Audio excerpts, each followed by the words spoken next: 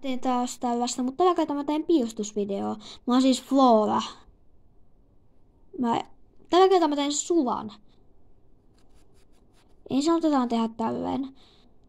Mä osaan tehdä suakin aika hyvin. Osaan tehdä itteni mielestä. Ensin tehdään tällainen. Sitten voi vähän sitä kiertää tänne alassuuntaan tälleen.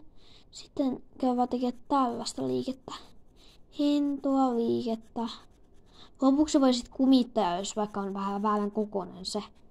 Mutta yleensä saattaa vähän haista haastavin. Pitää yrittää saada se tossa outo. Mutta pitää yrittää saada se sillä niinku näyttämään oikealta sulan reunalta. Tästä on vähän isompi reuna tästä toisesta puolesta kai.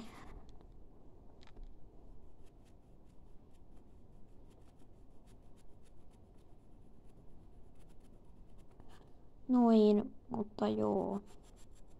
Meillä saisi tästäkin vähän isomman.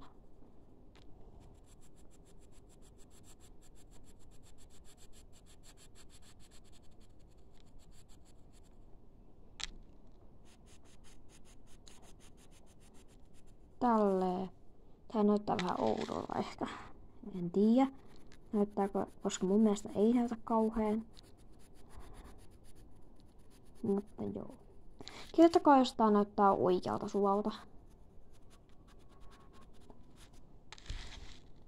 Tuosta se ei ainakaan näytä tosta kohtaa.